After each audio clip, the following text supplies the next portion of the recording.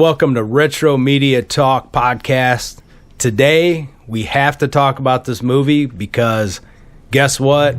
Summer is at the tail end. It's almost, well, it's going to be August by the time this podcast comes out. We missed July. We should have put this out July, actually maybe June. But it's the big summer movie of 1975. We have to talk about it now before the summer's over. And it's, of course, one of my all-time favorite movies. Let us talk about the most iconic shark movie ever made. Now, let me start off by saying I watched the movie last night. I don't know about you guys, but I watched it in Blu-ray. And let me just tell you, did anybody else watch it in Blu-ray? No. Okay. No, I don't have it. All right, let me tell you what the Blu-ray transfer was like. The Blu-ray transfer was just incredible. It looked better than some of the movies today. I kid you not. The transfer was stunning. Everything was just perfect. The sound, the picture, everything. I highly recommend getting the Blu-ray. We'll provide a link also in the description where you can get the Blu-ray. But I got some. Well, first let me say what I thought about the movie rewatching it, because I never saw it in Blu-ray, and I watched it. It almost felt like a new movie. I know I say this like a lot, but that movie, when I really pay attention to it, I'm like blown away. I've seen that movie I don't know how many times, dozens of times. But there was stuff. Did you see it at the drive-in? No, I did not see it at the drive-in, but I will tell you this. When I was 4 years old, my family went to take me to Disney World down in Florida. And I remember at 4 years old, I was fascinated with sharks.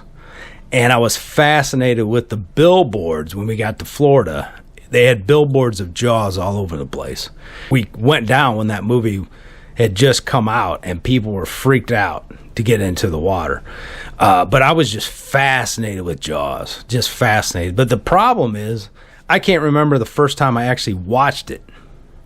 That's bugs me the most. I remember being at Cooch's house. Okay, that's Cooch is a nickname of one of our friends, and his dad, had the old HBO. We've talked about it before, with the box with the button, the old HBO box, and he would have that movie on every time it was on. And so I mean, it was just hilarious. It was Jaws. I seen that Jaws movie so many times over at their house, but at least parts of it. I watched another great movie the other night, a shark movie, not great, but pretty damn good. And it was that movie that I told you guys to watch called The Reef. There's a sequel that came out. Well, it's on the Shudder channel, whatever. It was pretty good. It had some good suspense, but the only reason I'm bringing that up is there was a lot of shots in Jaws that are comparable to kind of how they film. And when you really watch Jaws, with the way Spielberg shot the water and everything, it just amps up the suspense. You guys remember the scene where he goes down under the water, checks out the hole, the hole in that boat, and the head comes out? Yeah. You guys remember that? Oh, yeah. I knew the head was coming out, but it still got me every freaking time. Because when you watch it, like, with your stereo up or headphones, that sound effect that they use, I forget what they said in the making, or I might have it here, but it was like all these screams, that they put in there, and that thing it shocks me every time. The other thing that I noticed was the flow of the movie, because it's a build to the big climax. It's almost like Michael Myers stalking everybody. You see glimpses of the shark, but at the tail end is when you really get the view of the shark. Yeah, I don't think you really see him until an hour in. I was waiting to see, okay, let's see how fake it looks. I kid you not, man.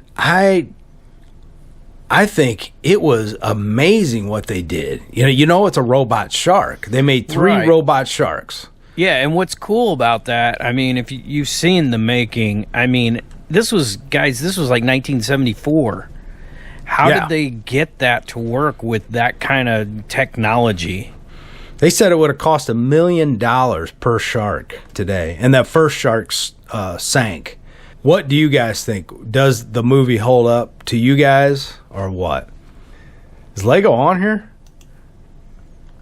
Can you hear me? Oh, there you go.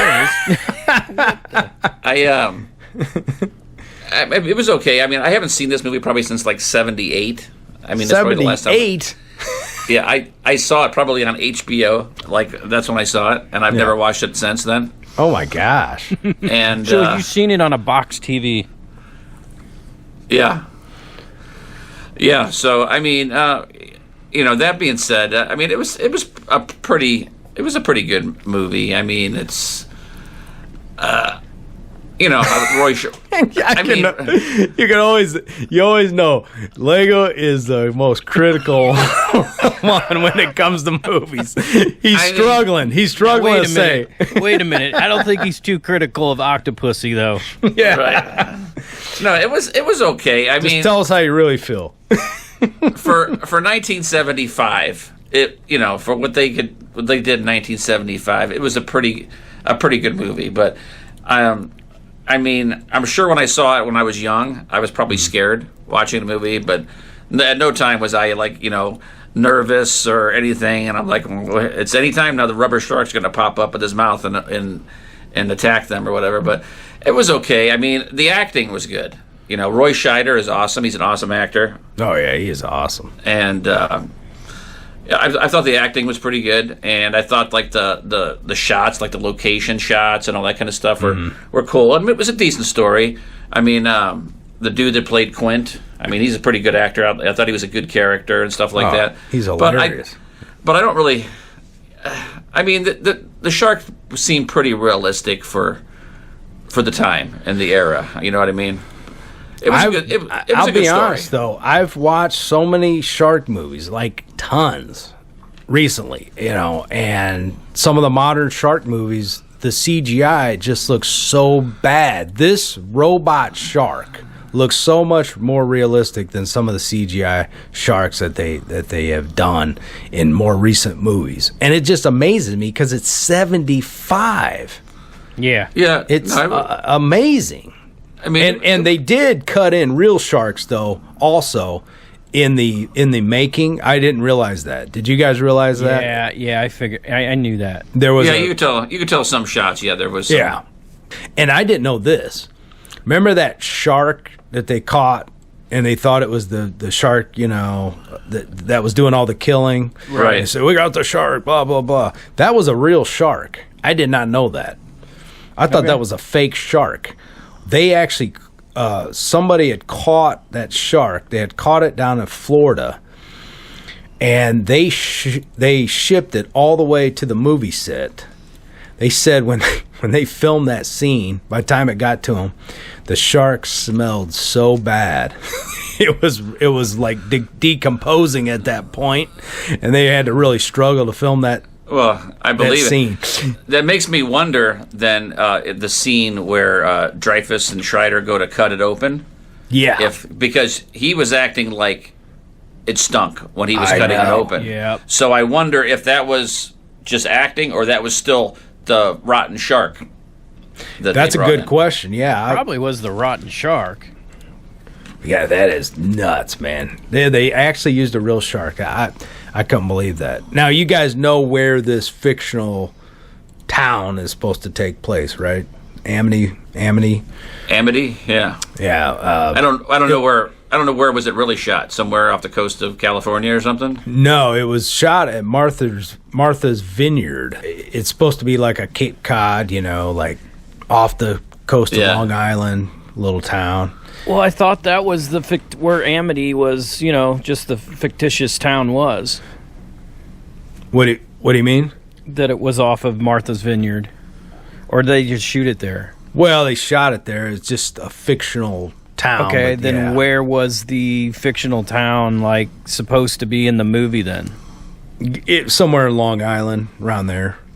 Which makes sense, because you got Amityville house, so I'm thinking maybe somewhere around there, you know, off some just fictional Cape Cod type of town. I assume Massachusetts, maybe, I guess, because that's where Martha's Vineyard. But no, not Massachusetts. That wouldn't make sense. But maybe around Long Island, I guess. Maybe there's I don't know. I got one question. Yeah. Has anybody read the book? I have the book still, but I've never fully read it. I haven't read it either. I mean, I still have it. Yeah, I still have it. But I don't see the book could be exciting. Well, the book, I guess, actually had Richard Dreyfuss dying in it. So he actually dies in the cage, gets eaten up. But I'm glad they changed that, because that was great that he survived it. And I mean, they might as well have just killed him off, because I started watching Jaws 2 right after, and you know they pretty much wrote him out of the story, saying he was on his exploration boat and he couldn't be reached for their new problem in Jaws 2. So they might as well just killed him off, honestly. I mean, well, yeah, but I mean, he was such a good character. I thought he was funny, and yeah, I liked that two of those guys survived, and then they're swimming back to shore and just chit chatting away, But yeah. I love the ending. I really do.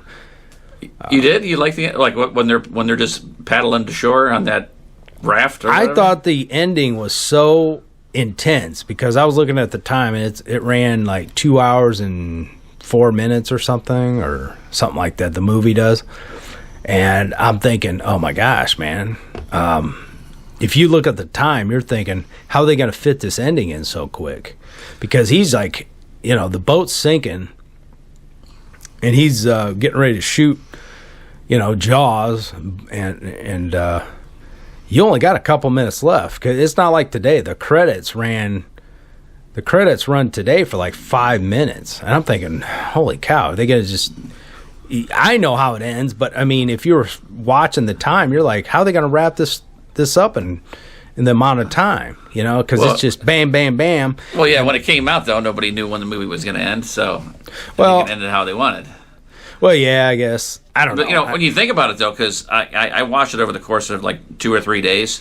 Yeah. And, basically, by the time the three of them get on the boat, the Orca or whatever, I mean, that's literally almost half of the movie. It's almost like the last hour, really. Yeah, that's how long. It's the last act. Yeah, I mean they're on there for almost half the movie.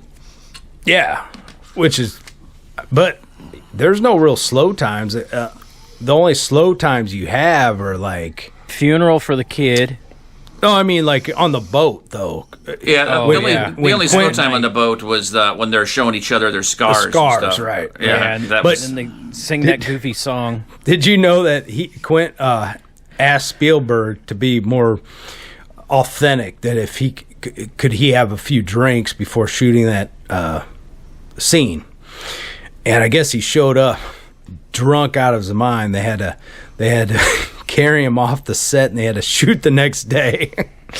And I guess he apologized to Spielberg, like, I'm sorry I got so drunk.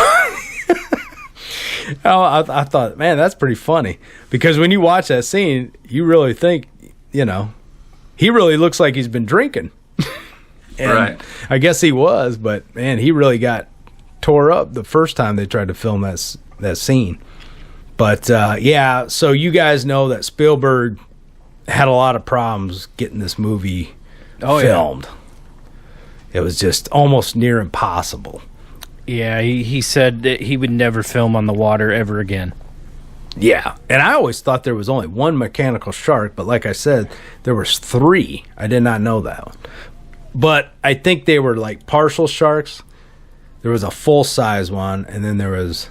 just like 2 heads, a left and right side shot, sharks. So you gotta... Now, did any of those sharks... the sharks that they ended up taking to Universal Studios? I don't know, man, because I'll be honest, I like that ride at Universal Studios. I think that is a really good ride, and that shark looks pretty damn good, I think. So my big question is for the ending, right? Spoiler alert, right? The shark gets blown up with an oxygen tank. Yeah.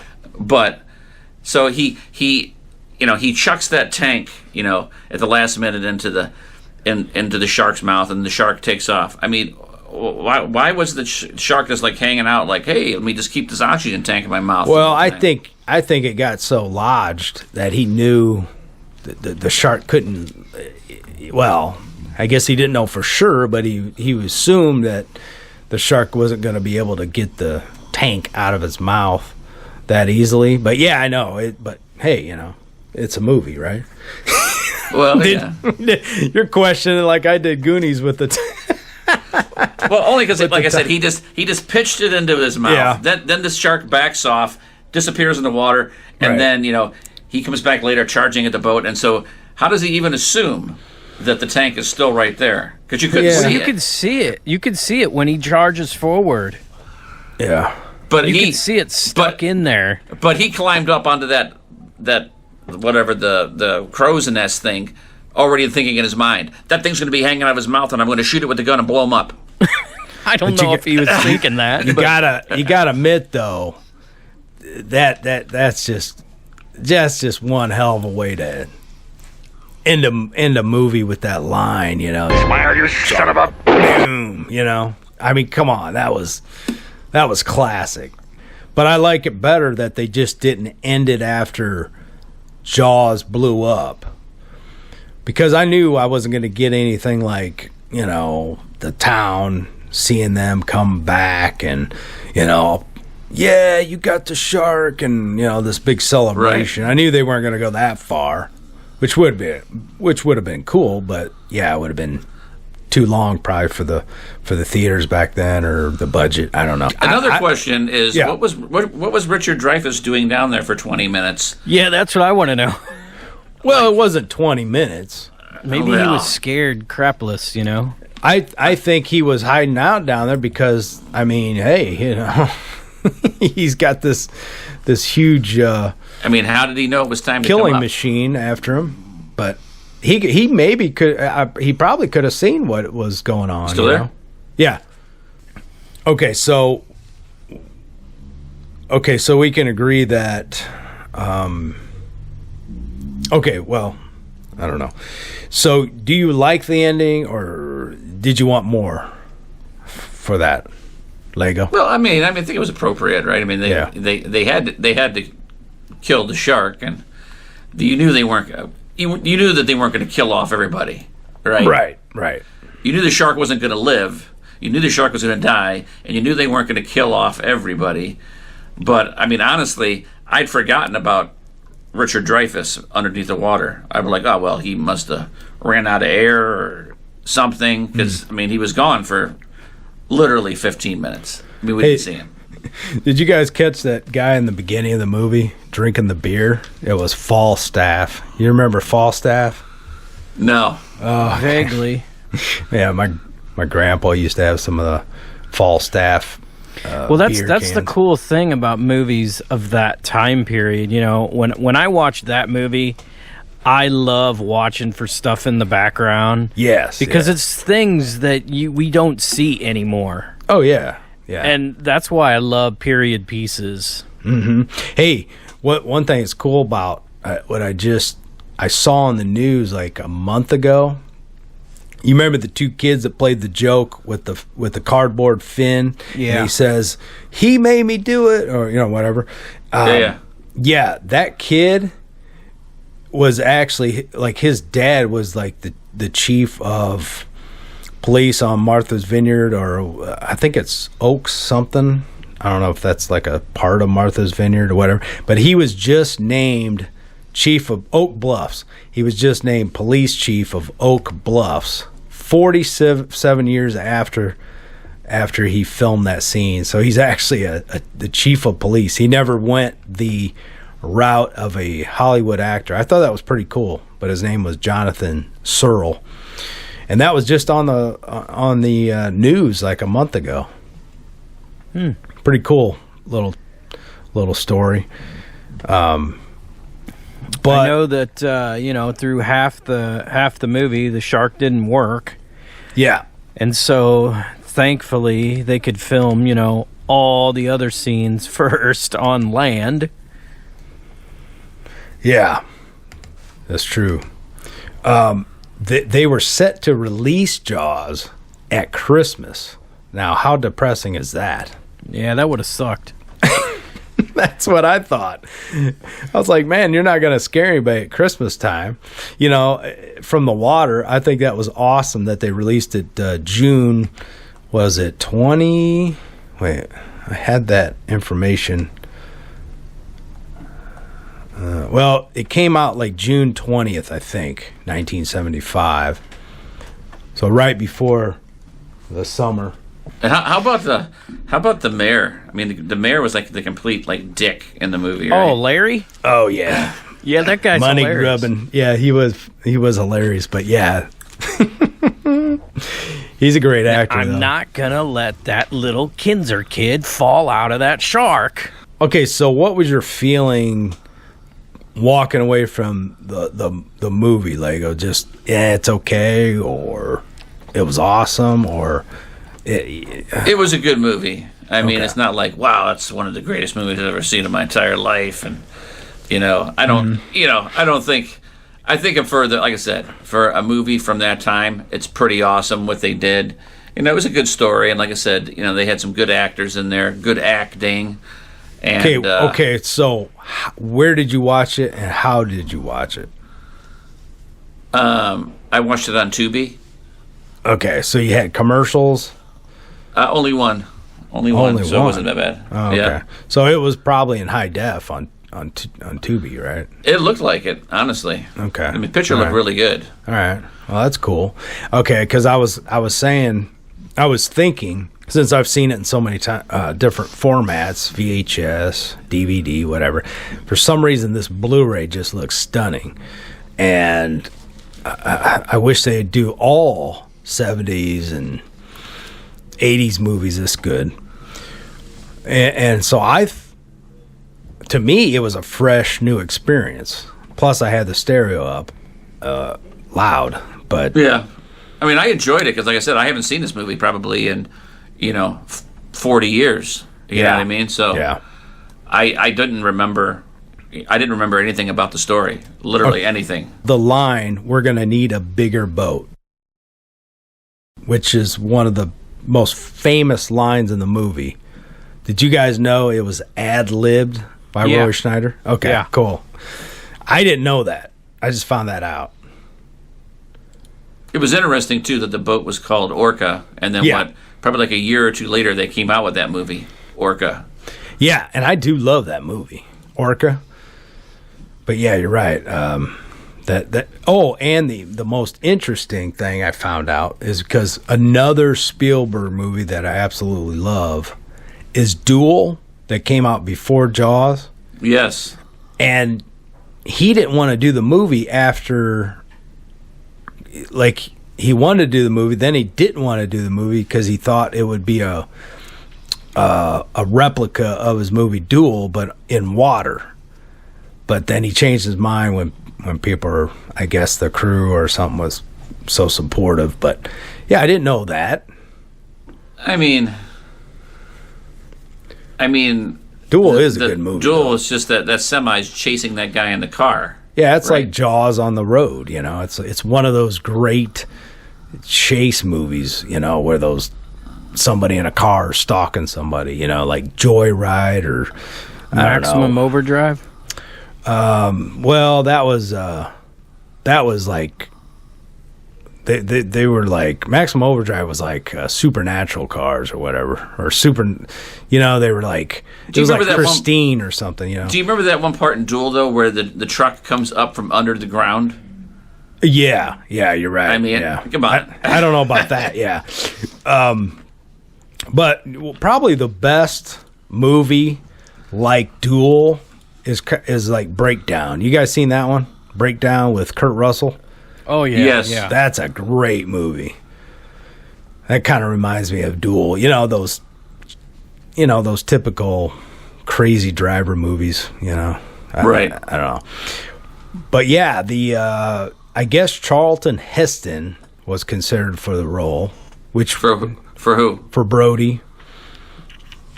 Yeah, I mean, I can't argue with that. I mean, I do love Charlton Heston, but I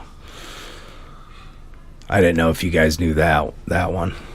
I didn't know that, but I don't know if I'd have liked it as much because I think. Yeah, I'm with Lago. I think Roy Scheider's, he's good for the parties, and he's like I said, he's a really good actor. Yeah, but back then, I mean, Charlton Heston was a lot younger.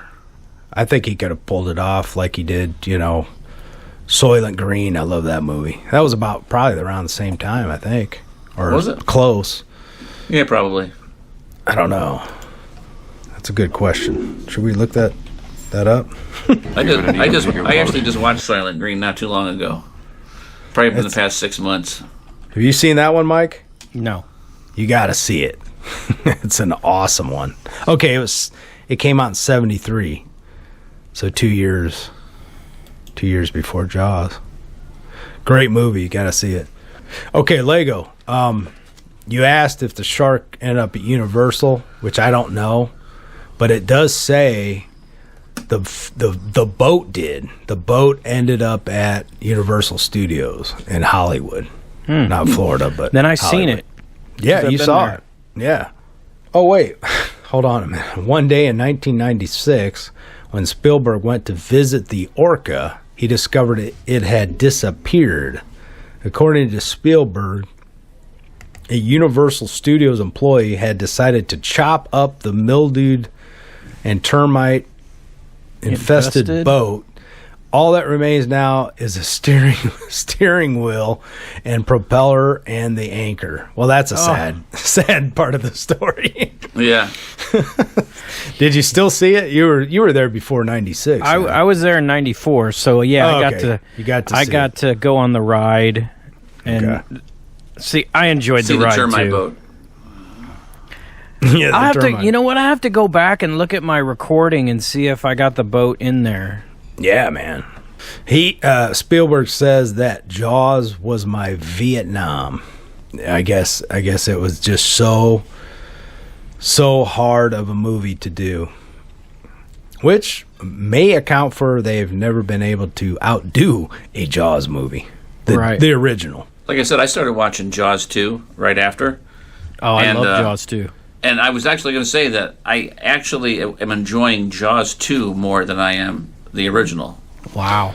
Well, Jaws 2 is a good one. At first, I was like, it was a little unrealistic with the helicopter, but you know what? Right. It really isn't, because in South Africa, those great whites do jump out of the water. You seen those? Yes. Oh, yeah. Oh, that's crazy. So I guess they do. But when I was younger watching it, I thought, that's stupid. That shark ain't going to come out and grab that helicopter. The best thing about Jaws 2 is that Williams did the score for it. And that one, I actually listened to that one more than the first one.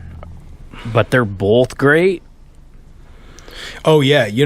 Let's talk about the music, because the music cracked me up, because when Spielberg first heard Williams do that score. Yeah, I know the story you're going to tell. He hated it. He thought he hated it. And then he apologized to him later after. Yeah, you can see that. There's a movie out that is really good. I think it's still on Amazon Prime. It's called Score. Oh yeah, Score. Yeah. It is amazing. And there's the scene where he's playing that dun dun dun dun on the piano, and he's like, "No, John, that's not the theme." And he's like, "It is." Oh my gosh. And he's just like, the look on his face is hilarious. That's funny. Yeah, so and now, without that, I mean, it's not as scary. You know what I mean? Everybody knows that theme. It's that's what makes it scary. It's like the theme for Halloween. Without that music, the movie's not even remotely scary. Right, and I think Jaws is like probably the most iconic of like that kind of scary themes. You said it. Halloween has got to be number 2. Well, yeah. Halloween, Jaws, The Exorcist, everything that came out of the 70s seemed like it just had, and Star Wars, just had the most amazing theme songs, you know, that when you hear the song, you know what movie it is. Right. But yeah, I mean, I agree with you, but I almost think they're all tied in a way. Maybe not The Exorcist, but I mean, Tubular Bells, that's a scary theme. Psycho. Psycho, yep, but that was before. But it's still, you know, it's iconic. Everybody knows it. Oh, yeah, exactly. Everybody knows it. And it's weird that no other movie after that, except for some in the 80s, have ever been able to have a score so memorable. A theme, you know, like horror theme. Right. It's weird. I mean, I would say Friday the 13th a little bit. Well, Friday the 13th, of course, but that was the 80s. Yeah. But yeah, you're right. Friday the 13th, but nothing past like 90s. Nothing past the 90s. It's weird. It's just like drops. It's like I can't think of any horror films that had a theme so catchy that you know the movie. I mean, Halloween, come on, man. I mean, that's like the soundtrack to the season, you know. And when you get a horror compilation CD or whatever, they're always going to have Jaws and Halloween and I guess The Shining had a kind of cool little theme to it. So you consider Jaws a horror movie? Jaws is definitely a horror film, yes. Okay. Yeah. Really, on IMDb it says adventure thriller. Well, I would say it's a horror film because, I mean, come on. Jaws scared the crap out of people in 75. Well, you got a point. Yeah. I mean, just because it's a horror film doesn't mean it's like going to scare the crap out of you. But, you know, it's a horror film. Yeah. I mean, I guess you could... I mean, a lot of thrillers are kind of horror films, too, but it's a horror thriller, I think. Okay, going back to the music, there's a scene where they start putting the shark cage together. Yeah. And that whole montage is called the Shark Cage Fugue. Mm-hmm. Well, in 94, when I got to see Williams in concert, he played that track. And it sounded like it was just right off the disc. I mean, it was amazing. Wow.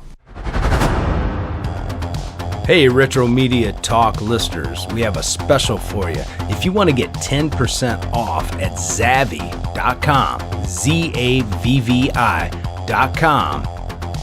and check out my exclusive coupon code, Steve-R, that's the letter R, 45U, and that's the letter U. So Steve-R45U. Zavvi carries a wide range of pop culture merchandise, everything from exclusive Blu-rays, all kinds of gaming stuff, music, anime, Funko, Hasbro, Lago, all kinds of brands, all kinds of horror stuff. And the best part about it is they got a flat rate shipping. $5.99 flat rate shipping. Zavvi, ZAVVI.com. Use my coupon code, get 10% off. Steve-R, that's the letter R, 45U, and that's the letter U. So Steve-R45U. You guys are going to love shopping at Zavvi. But I just noticed here, the budget for the movie was only $7 million. And they made incredible. Their opening weekend in the U.S. They made $7,061,000. So they made their money back on opening weekend. Wow! For that. Yeah, see, that's amazing. And it grossed almost $261 million. So that was a huge haul. And how long when it was on in theaters? It just says gross U.S. and Canada $261 million. And I mean that's, and who knows what they've grossed on DVD, VHS. Right, VHS, DVD, Blu-ray. Gosh, I can't even imagine. So, I mean, that explains why they kept on churning out the sequels. Yeah, and I haven't seen those sequels forever, except for maybe Jaws 2. But I just watched Jaws 3 last year. I saw it like last year too. Yeah. Don't waste your time. Well, I mean, I bet you it was cool in 3D. That's what I want to watch it in. Yeah, I remember seeing it in the theater in 3D. And I never got to go to see that in 3D, which really disappoints me. I don't know what the heck I was doing. Because it wasn't rated R. I think it was PG, wasn't it? Or PG-13? Yeah, I don't think it was. No, I don't think it was rated R. No. Because they were trying to give Jaws an R rating. And back then, that would have been a bad deal, I guess. Right. Because you don't want an R rating. And nowadays, it doesn't even matter. But Jaws, yeah, they almost gave it an R rating when that leg got bit off. And then it kind of sinks to the bottom. Yeah, I guess that was the part. They almost gave it an R rating. Okay. What else can we quickly talk about? I just ordered the Jaws vinyl today. Did you really? Yeah. That's cool. Oh, let's talk about the cover art, the poster art. Can we all agree that's one of the most epic posters in movie history? It's really good. There's different versions of it. You see one with more of the greener water, and then there's some with the bluer water. I just remember as a kid seeing that shark coming from the deep, heading for that naked girl swimming. And it always just... that put a smile on your face. Yeah, but it was just like the most scary looking cover I think I had ever seen, because I'm freaked out on the ocean. I'll admit it, man. I mean, I had a moray eel come at me one time, and I thought I was going to have a heart attack. But the ocean scares the crap out of me. Yeah, I'm right there with you. And that's what I think I love about Jaws, is I don't care if sharks usually don't attack you or not. Just seeing a shark in the water, if I was in the water, would probably give me a heart attack. I mean, just something that you can't see below you, especially, the whole thing about, you're wading in water and at any moment something can grab your feet and pull you under. Just freaks the living crap out of me. Yeah. But they do say, what they said in the movie, but it's also true that most sharks attack about 10 meters from the shore and about 3-4 foot of water. Yeah, it's true. It's true. Yeah. Probably because there's a lot more splashing maybe going on toward shore. I don't know. And you think about it, when you go like you go on vacation and you go to the ocean, that's where you go. You go out about 10 meters and you're about 4 foot deep in the water. You're not going out very far, because you're thinking in your mind, I'm not going to go out too far. I don't want to get. I don't want anything to happen to me, right? Yeah. But really, it's probably the worst thing you can do. I know. It's true. But it seems like every time I get in the ocean, which hasn't been for a long time, I'm always stepping on something that moves, and it freaks the hell out of me. I think I might have stepped on a stingray one time, and it just shot out. I mean, I jumped so far in the air out of the water and screamed like a little girl. It was embarrassing.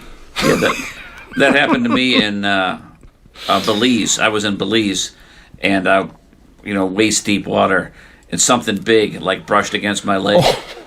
And yeah, I about shit my pants. I'm surprised the turd just didn't bloop and just float up right next to me, because it scared the crap out of me. Man. And then about 30 minutes later, I got stung by a jellyfish. Oh, yeah. And jellyfish, man, they freak me out, dude. We used to surf in the kelp beds because supposedly the sharks don't like to go through them. But there's a scene, I don't know if it's in the first one or the second one, where they specifically show the shark going through a kelp bed. Really? Yeah. My mom used to, I remember when I was real little, she had put on a T-shirt for me the Jaws iron-on transfer. Yep. I had one of those patches, too. It was the coolest thing. Oh, yeah, I know, man. I had a jacket with it on. Nice. I'm surprised you don't remember. You got a good memory when we were younger. But yeah, but we didn't start hanging out till like junior high. Yeah, it probably was too. Maybe she didn't iron it on. But I have that patch somewhere. Unless I took it off the sewed jacket. It on there. If it was a patch, she could have sewed it too. Yeah, I gotta find that because I know I have it somewhere. I don't throw nothing away usually. I don't throw anything away. I might sell it though. That's my problem. I sell something and then why'd I sell regrets. I got regrets all the time. What's interesting, you said that it cost $8 million to make. $7 million. Okay. I don't know. This one says it wound up costing $8 million to make, so I don't know what's accurate. But anyway, it doesn't matter. It's the film's initial budget was. Did you say $3 million? $3.5 million? It wasn't me. I don't know, but yeah, I think somebody said that. Oh, okay. Oh, I got a question. Well, I don't remember if it's. Well, hold on, Gallas. Raise your hand. All right, hang on. I was just reading the equivalent of $35 million in today's dollars was $8 million back then. Compare that with Pirates of the Caribbean. It says $341.8 million budget, and Titanic cost $294.3 million. That's unreal. And Jaws only cost $8 million, which would have been $35 million. So that was actually a low budget film. Yeah, it was. I was just reading that, and I was like, oh my gosh. Wow. But anyway, go ahead, Mike.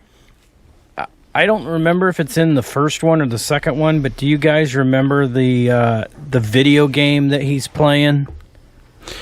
I was trying to figure out what that was. I know.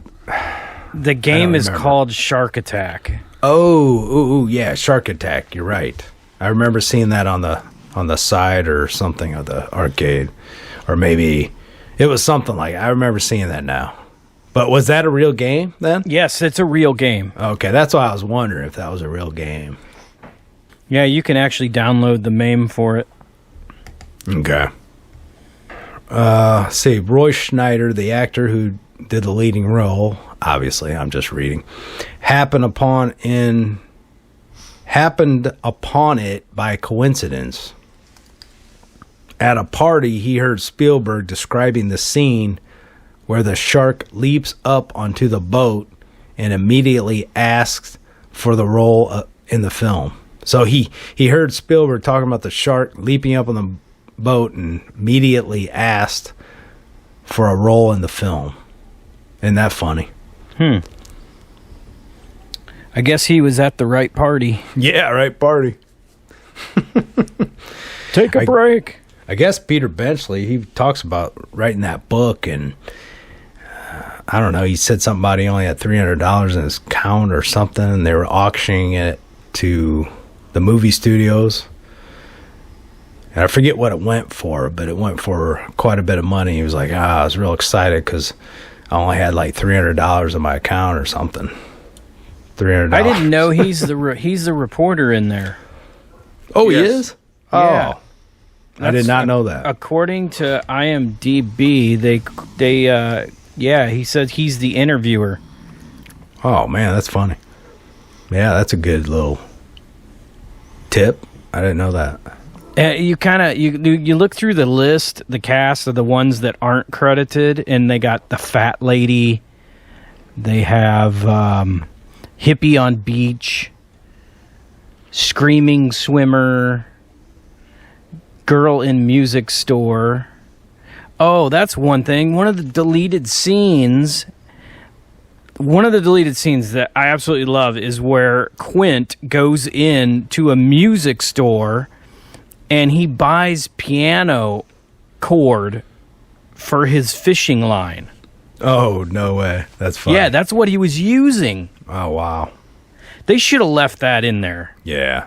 I mean, I watched a few things, and did you ever see some of the outtakes? There's not many, but there's one scene where Roy's trying to shoot the gun, and it would not shoot, and he's getting pissed.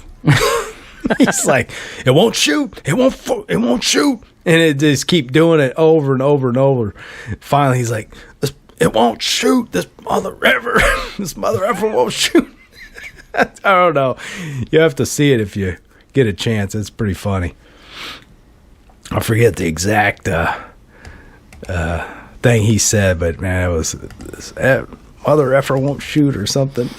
You said you watched the making, right? I started it. It was like 2 hours. Did they clean that up? Or is it just right off the disc, DVD? I don't think they cleaned that one up. It might be I think it's in 1080p, but I don't think they did any kind of remastering. It looked kind of dated. They probably just up-converted it. Yeah, I would say so. But yeah, I gotta watch the whole thing because it was really interesting. It was like the crew. Did you know the crew named the shark Flaws? And the Great White Turd, or the Great White Turd, that was their name because the movie had so many problems. Well, yeah, I mean, when you're making a movie and the shark never works. Yeah. Can you imagine what those people think now? It's like, man, we were on the most epic shark movie of all time. Just a huge part of history in Hollywood. And we thought that movie they probably thought it was going to be a B movie. Yeah, maybe. I just know that there's that iconic picture of Spielberg like sitting in the mouth of the shark. Oh, yeah. And do you remember when Roy Scheider was looking through that shark book? Yeah. I had that book. Really? And I don't know what happened to it. I got to look around because I was like, I have that same book on sharks, and I don't know. And I think I saw that recently at a thrift shop, and I said, I got that book, and I never picked it up. I'm kicking myself for it, but I don't know. It could still be there. I don't know. I got to find it, though. But yeah, I was like, I did not notice that the whole time. You know, almost, 47 years, I guess. Yeah, somewhere around there. But yeah, that movie had a big impact on my life. It definitely made me afraid of the ocean. Still. Did any one of you watch the other movie that Robert Shaw's in called The Deep? I love The Deep. Yeah, I did love The Deep. I don't know. I haven't seen it in so long. I saw it same thing. Probably 30 years ago. Yeah, I've only seen it on TV. It was like they were looking for treasure. There's a scene in there with a moray eel that used to scare the crap out of me when I was younger. I think it jumped out of something, which makes me afraid of moray eels too, because I seen one in real life that 1977 that was coming after me. They're scary in real life. Oh, guess who wrote it? Peter Benchley, right? Yeah. Yeah, he wrote that. I remember. I had Nick Nolte. Yeah. I have it on DVD somewhere. Oh, we might have to watch this one. They got the song was done by Donna Summer, and John Barry did the score. What's the synopsis? Does it say it right there?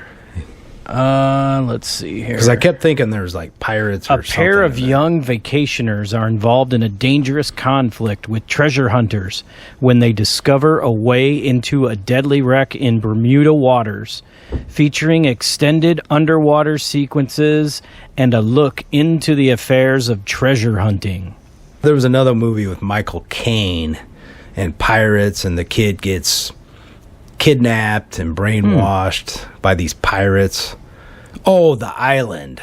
I think that was written by Peter Benchley, too. You guys remember that one? Yeah, I know what you're talking about. I've never seen it. Yeah, The Island. It was another water one that Louis Gossett Jr.'s in there. Which one? The Deep. Oh, yeah. Yeah, The Island came out in like 80. Yeah, it was written by... director Michael Ritchie. Yeah, written by Peter Benchley. Yeah, another one. Yeah, so he had a whole, string of water movies after that, I guess. I do know when the movie came out, I don't know if you guys remember it, but they actually had a licensed toy, and it was a big shark. Yes, and you put all this junk in his mouth. I had and it. Turns fishing it out with a hook. And that game used to freak me out too. That was the coolest game. It was awesome. I ended up rebuying it for my kid when he was young. Did you? And he had no interest in it. Yeah. Man, what happened to it? I might still have it in his closet, or I might have got rid of it. I don't remember. I got it. You reminded me of something I have to start looking for at a thrift store. Because I love that toy. That game. Yeah. It was awesome. It used to get me every time. Dang it. It was kind of like Operation. It was like, steady hand. The jaw was just, it had rubber bands on it. So as the weight got less and less, it would snap or whatever. Yeah. They have a similar one now that my son has called Shark Attack, and you have to like pull these things out of it, and it's just like plastic, and it can close on you. Wow. Did you guys ever play the Jaws? Remember the Jaws game?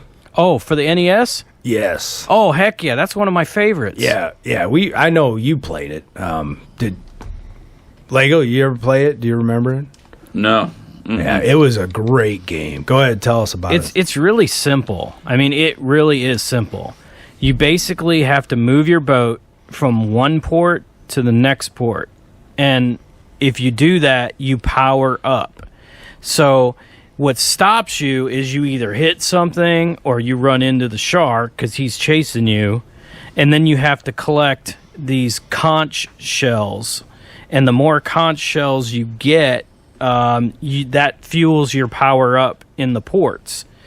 And you have to watch out. The crabs make you go faster, and then there's like little sharks that come at you, and these jellyfish that dance like all over the place, and it gets really hard. But what you do is you just move from port to port, and then eventually you get a tracker so you can figure out where the shark is, and then you can get a sub. And then eventually what you do is once you get powerful enough, you just hit them with like one shot and it kills them. It's a lot of fun though. I remember it. I got frustrated at that game a lot. It gets really hard, but the cool thing is with the new mini systems like the NES Mini, you can save it anytime you want, and if you die, you can go back to that save point, and it makes it so much easier. Yeah. Dude, I was just reading. I did not know this, but did you guys know Peter Benchley was kicked off the set after protesting the change to his novel, which was the ending? I didn't know that. It says the shark was supposed to die from blood loss while circling Brody. Spielberg changed this to the famous explosion scene, but not everybody agreed with his decision. And then Peter Benchley was kicked off for protesting it. I think that would have been a terrible ending. Oh my gosh. Yeah, I agree. I like the explosion. I know Lago's kind of in the fence. In the fence, yeah, on the fence. Yeah. But I don't think dying of blood loss. I think that would have been lame. Artist Roger Castell originally designed the film's iconic poster. The swimmer in the poster was a model he was sketching for an ad in Good Housekeeping. Really? He asked her to stay a little longer and lie on a stool in a swimming position. Was she naked? That's hilarious. I didn't know that one. Oh, the beach goers in the 4th of July scene didn't need much prodding to get them out of the water. When the supposed shark attack occurred, the ocean temperature that day in June was 64 degrees. Ouch. Yeah. They paid the Martha Vineyard extras $64 each, and all they had to do was run across the beach and screamed during the shark attack scene. Man, can you imagine being in that movie as an extra? I mean, I would have paid them to be an extra. I gotta talk real quick. I gotta talk about my favorite scene in the whole movie. Oh yeah, go ahead. It's the most iconic shot. I think a lot of movies have done this since. It's that scene. It's that shot of Brody where the camera's moving in and the lens is zooming out, so it creates that effect that it's gliding. Yes. And with the music is done like perfect to that scene. Yeah. And that's got to be one of the best shots in the whole film. Yeah, that's a great shot. I thought of that last night. I was like, man, that is just so clever, you know? Gosh. And they teach you how to do it. It's right. You got to be really steady, but you can pull it off. I've done it before. It looks really cool. Yeah, that's amazing, man. That was a great shot. I wonder how long it took them to, get in those barrels. Those barrels keep popping up and stuff. Yeah. I bet that was kind of a hassle to drag those things under and get them to pop up. I know. So they were using some kind of mechanical device. I don't know if it's some kind of what do you call those submarine things? Yeah, something like where those divers use to I don't know. I don't know if it, like jet propelled type stuff. I'm sure they were. So I wonder if that was the stuff that was shot in the tank then. There's no way, unless it was shallow water, they'd be able to do that in the ocean. Okay, so it looks, the Brody house was shot Vineyard Haven, Massachusetts. Massachusetts? Yes. Yeah, that's Martha's And so Vineyard. was the Amity Police Department. Most of the town, it looks like it was all shot there. Yeah. I was telling you, there's a lot of good insights in these two books. I'll share a link in the description, but I ordered the one. I just saw snippets of it, but the Jaws Memories book, and then there's the Jaws Log, LOG, expanded edition. Shooting script. I don't know why it's called that, but I don't know. There's a lot of good tidbits in there. Because I guess Benchley originally titled the book Silence in the Deep, and then had like 200 possible titles. And when the title Jaws was the only one both Peter Benchley and his editors agreed upon. I mean, just that. And then I guess Spielberg thought it was about dentistry or something, or about a dentist. Really? And I'm thinking, man, Jaws, that is just a great name. It's simple. Well, it's awesome, I think. You know who shows up? I think it's Octopussy, but you know who shows up? Jaws shows up in that, I think. I don't know if he's in that one. Oh, Jaws in Bond movies. Yeah. I always thought that was crazy how that guy was called Jaws, with the big braces. Jaws.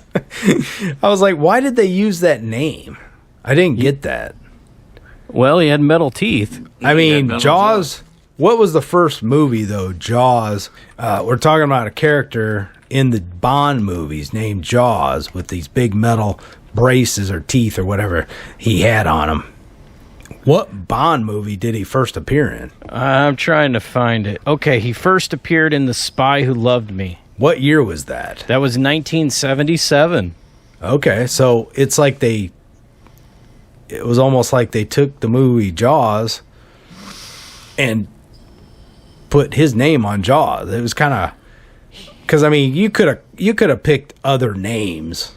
But you know what? A lot of those movies were based on the book by what's his name. So he probably already had created the character before they made that movie. You know what I mean? Yeah, Maybe. it could be. Guess what? There's only 3 appearances. He didn't show up in Octopussy. Oh, he was in Moonraker. I know that. It was Spy Who Loved Me, then Moonraker, and then For Your Eyes Only. Was he a wrestler or something, or what was he? He was big. He was a big dude. Let's see here. Poonsnaker? He looked big.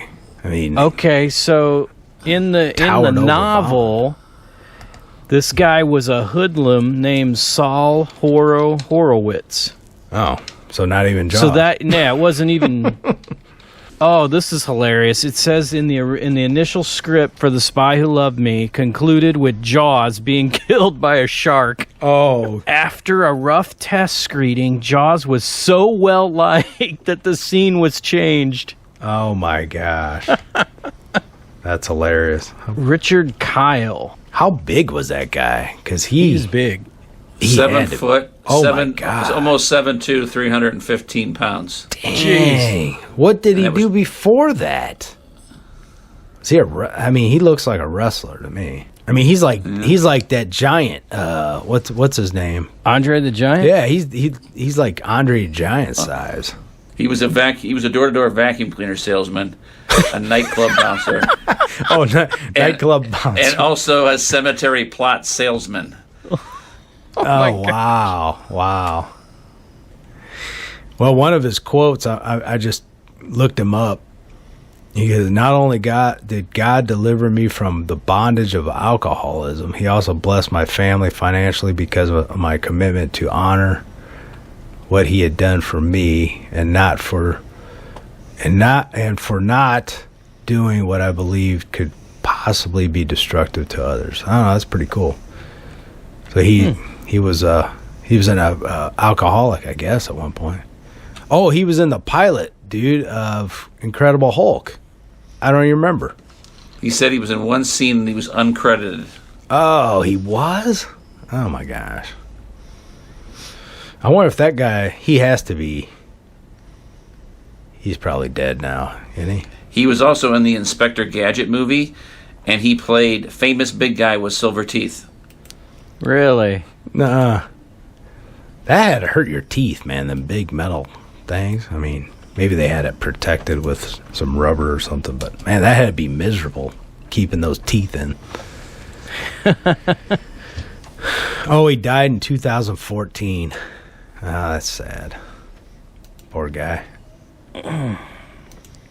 Well, we got off track a little bit, but Right. Yeah, but with Jaws, it's right? related. it's It's related related. to Jaws. Yeah. He is Jaws. Oh man, that's funny. Yeah, see, I mean, you learn something all the time.